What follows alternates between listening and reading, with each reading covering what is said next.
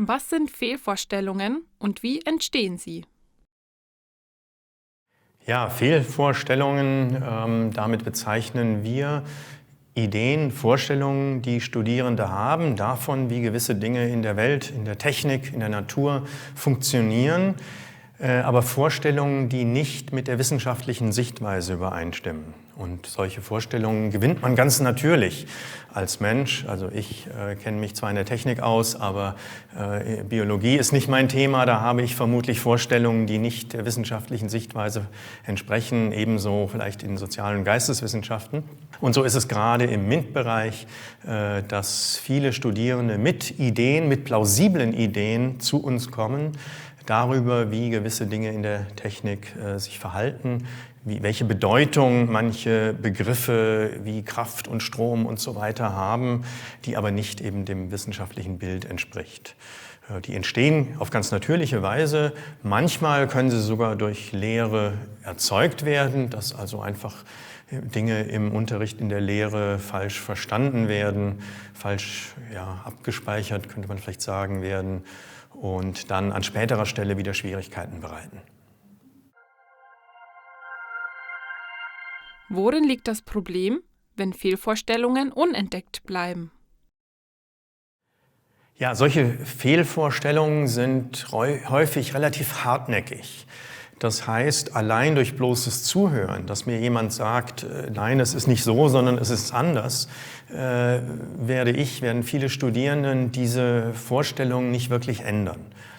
Und darin liegt die Gefahr, dass also Studierende, selbst wenn sie so typische Aufgabenstellungen, die Berechnungsaufgaben, die man so in der Klausur auch wiederfindet, selbst wenn sie die ziemlich gut lösen können, dass dann trotzdem ihre Vorstellungen, wie die Dinge funktionieren, unverändert bleiben und auf dieser unwissenschaftlichen Sichtweise bleiben.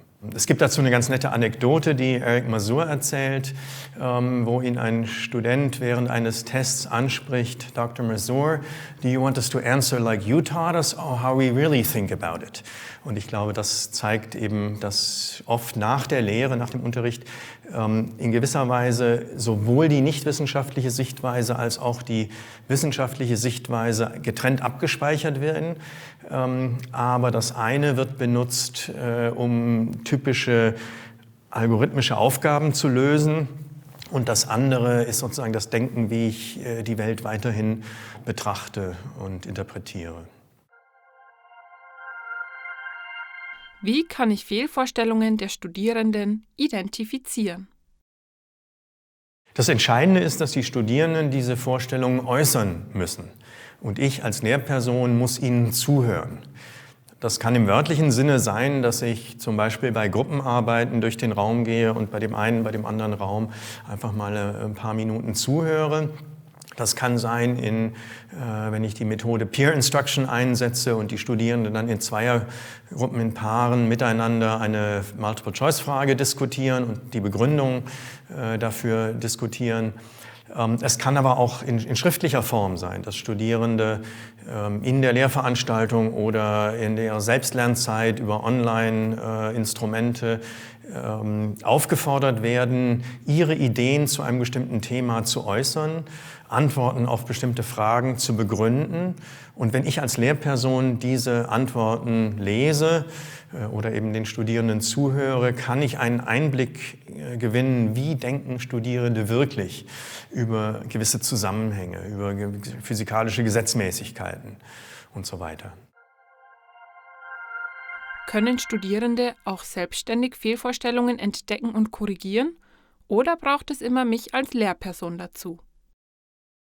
Ja, das ist schwierig, wenn Studierende geeignete Materialien zur Verfügung haben.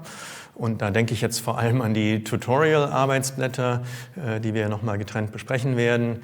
Dann können geschickt gestellte Fragen, die in diesen Materialien inkorporiert sind, die Studierenden dazu veranlassen, genau die entscheidenden Punkte miteinander zu diskutieren. Und dann kommt es oft vor, dass eine Gruppe von 4 Studierenden zum Beispiel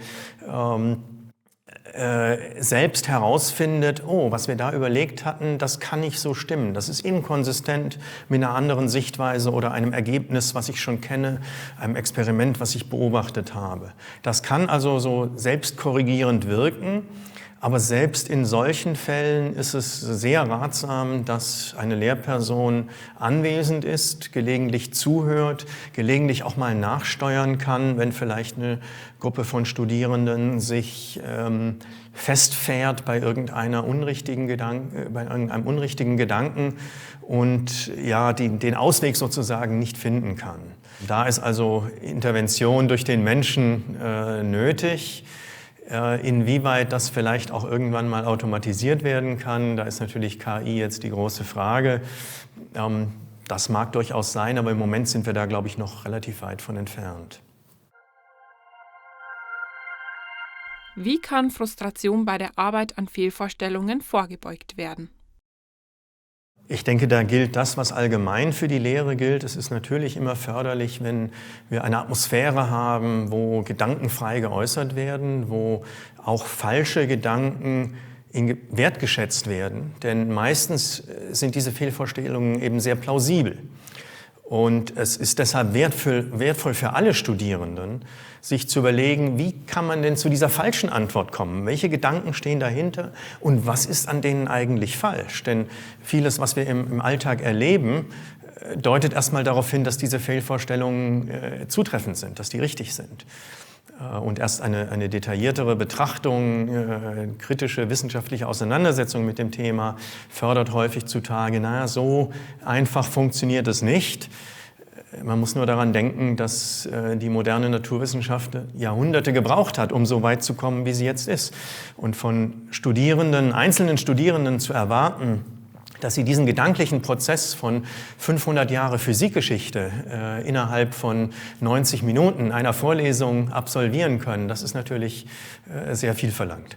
Zurück zum Thema, also eine wertschätzende Atmosphäre, die deutlich macht, ja, es ist lohnend, seine Gedanken zu äußern, die kritisch abzuklopfen und auch falsche Antworten sind etwas Wertvolles, mit dem wir weiterarbeiten können. Das gilt für mich, für Lehre allgemein und das gilt im Umgang mit diesen Fehlvorstellungen ganz besonders.